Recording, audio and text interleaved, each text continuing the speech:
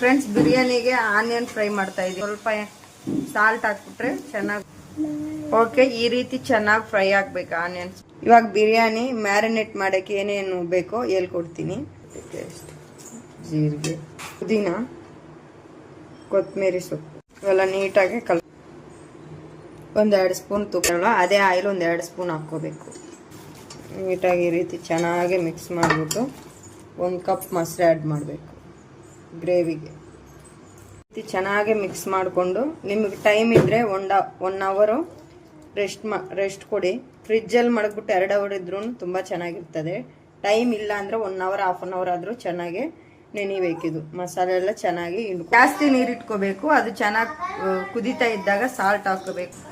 ಶಾಜೀರಾ, ಮೊಗ್ಗೆ, ಒಂದು ಸ್ಟಾರ್ ಪೂ, ಮತ್ತು ಪೇಸ್ಟ್, ಒಂದಿಷ್ಟು ಪುದೀನ, ಕೊತ್ತಂಬರಿ ಸೊಪ್ಪು. ಅರ್ಧ kg ಚಿಕನ್ಗೆ ಈ ಗ್ಲಾಸಲ್ಲಿ 1.5 ಗ್ಲಾಸ್ ಅಕ್ಕಿ ತಗೊಂಡಿದ್ದೀನಿ. ಅದನ್ನು 1 ಅವರ್ ಚೆನ್ನಾಗಿ ನೆನಿಬೇಕು. ಇದು ಬಾಸುಮತಿ ರೈಸ್ 1 ಅವರ್ ಚೆನ್ನಾಗಿ ನೆನೆಸ್ಬೇಕು ತೊಳೆದಿಟ್ಬಿಟ್ಟು. ಮಾಡಿರೋ ಚಿಕನಲ್ಲಿ ಒಂದು ಹಾಫ್ ಲೆಮನ್ ಹಿಂಡ್ಕೋಬೇಕು. ಈಗ ರೈಸು ಗ್ಲಾಸ್ ರೈಸ್ ವಾಟರ್ ಇದರೆಲ್ಲ ಹಾಕ್ಬೇಕು. ಒಂದು ಹಾಫ್ ಟೀ. ಇವಾಗ ರೈಸ್ ಕುದಿಯೋ ನೀರು ಒಂದು ಹಾಫ್ ಟೀ ಗ್ಲಾಸ್ ನೀರು ಹಾಕ್ಬಿಟ್ಟು ಚೆನ್ನಾಗಿ ಕಲಿಸ್ಬಿಟ್ಟು ಲೆಗ್ ಪೀಸ್ಗಳು ಮಧ್ಯದಲ್ಲಿ ಸೆಂಟ್ರಲ್ಲಿ ಇಡಬೇಕು. ಮಿಕ್ಕಿರೋ ಈ ಥರ ಪೀಸ್ಗಳೆಲ್ಲ ಸೈಡ್ಗೆ ಹಾಕಬೇಕು.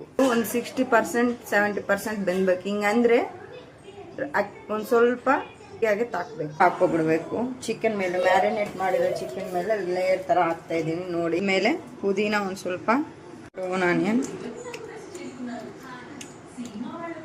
ತುಪ್ಪ ಹಾಕೋಬೇಕು. ಆಮೇಲೆ ಮಾಡೋಕ್ಕೆ ಗೋಧಿ ಹಿಟ್ಟು ಕಲಸಿಟ್ಕೊಂಡೆ ಬಾರಕ್ಕೆ ಇಟ್ಬಿಡ್ಬೇಕು. ಹಿಂಗೆ ಫ್ಲೇಮಲ್ಲಿ ಒಂದು 10 ನಿಮಿಷ ಆದಮೇಲೆ ಒಂದು 15 ನಿಮಿಷ ಸಿಮ್ಮಲ್ಲಿ ಇಟ್ಬಿಟ್ಟು ಬಿಟ್ಬಿಡ್ಬೇಕು. Stove off ಮಾಡಿಬಿಡ್ಬೇಕು. ಆಮೇಲೆ ಒಂದು 10 ನಿಮಿಷ 15 ನಿಮಿಷ ಬಿಟ್ಟ ಮೇಲೆ ಸರ್ವ್ ಮಾಡ್ಕೋಬೇಕು. ಓಪನ್ ಮಾಡ್ತಾ ಇದ್ದೀನಿ.